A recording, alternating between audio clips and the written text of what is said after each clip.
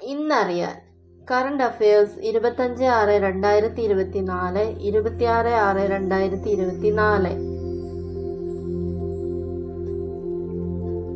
India തദ്ദേശീയമായി നിർമ്മിച്ച പ്രതിരോധ സേനകൾക്ക് ശക്തി പകരുന്ന കരുത്തുറ്റ ഡ്രോൺ തപസ്.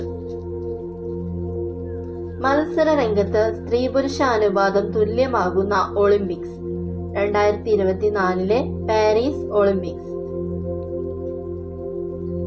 2024 ജൂണിൽ രാജ്യത്തുണ്ടായ ആഭ്യന്തര അടിയന്തരാവസ്ഥയുടെ എത്രാമത്തെ വാർഷികമാണ് ആചരിച്ചത്? 50. രാജ്യസഭയുടെ നേതാവായി നിയമിക്കപ്പെട്ട കേന്ദ്ര ആരോഗ്യ കുടുംബക്ഷേമ മന്ത്രി JP നദ്ദ.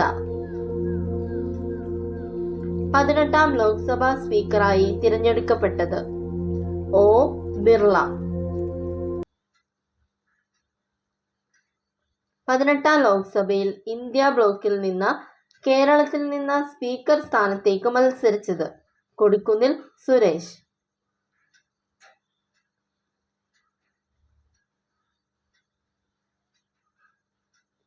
സംസ്ഥാനത്തിന്റെ പേര് കേരളം എന്നാക്കാൻ കേന്ദ്രത്തോട് ആവശ്യപ്പെടാനുള്ള പ്രമേയം ഏത് തീയതിയിലാണ് നിയമസഭ ഏകകണ്ഠമായി അംഗീകരിച്ചത്?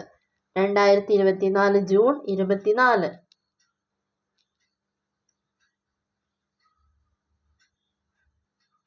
2024 T20 ക്രിക്കറ്റിൽ ഹാട്രിക് നേടുന്ന ഇംഗ്ലണ്ടിൽ നിന്നുള്ള ബൗളർ ക്രിസ് ജോർദാൻ. ലോക ലഹരി വിരുദ്ധ ദിനം ജൂൺ 26.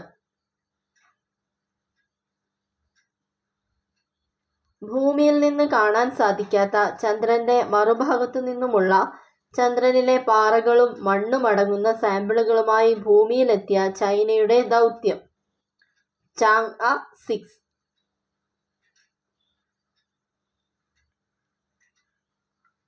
പാരീസ് ഒളിമ്പിക്സിനുള്ള ഇന്ത്യൻ ഹോക്കി ടീമിന്റെ ക്യാപ്റ്റൻ ഹർമൻപ്രീത് സിംഗ്.